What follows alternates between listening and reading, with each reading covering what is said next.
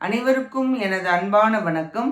திருவள்ளுவர் இயற்றிய திருக்குறளில் பொருட்பால் அதிகாரம் 39 இறைமாட்சி 382வது குறள்.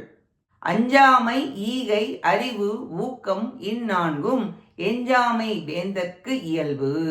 மன உறுதி கொடை அறிவு ஊக்கம் எனப்படும் 4 பண்புகளும் சிறிதும் குறையாதிருத்தலே அரசிற்கு இயல்பாகும். இந்நான்கு பண்புகளும் இடைவிடாமல் இருத்தலும் இயல்போடு இருத்தலும் வேண்டும். முதல் குறளில் கூறிய 6ம் தேடிக்கொள்வது அங்கங்கள்.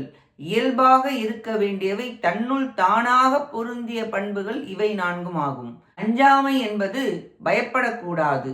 ஈகை என்பது விசுவாசமாக படை குறித்து இவன் நோக்கத்திற்கு செய்து முடிக்க கொடைத்தன்மை இருக்க வேண்டும்.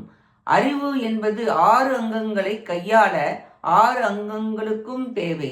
தேடிய அறிவை வளர்ப்பதற்கு கல்வி பயன்படும். வரும்போதே வருவது இயற்கையாய் உள்ளிருப்பது. நாம் பிறக்கும் போது வரும்பொழுதே இயற்கையாய் உள்ளிருந்து இருப்பது இயற்கை அறிவாகும். ஊக்கம் என்பது உற்சாகம், வினை செய்வதற்கான மன எழுச்சி. மனதில் வந்தால் பின் செயலாகும்.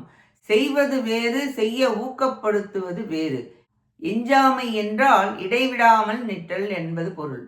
மாட்சி என்றால் அழகு பெருமை என்பது பொருள். இறைமாட்சி என்பது அரசனுக்கு அழகான இயல்பான பண்பாகும் என்பது பொருள். இக்குறளால் மாட்சி கூறப்பட்டது. நன்றி, வணக்கம்.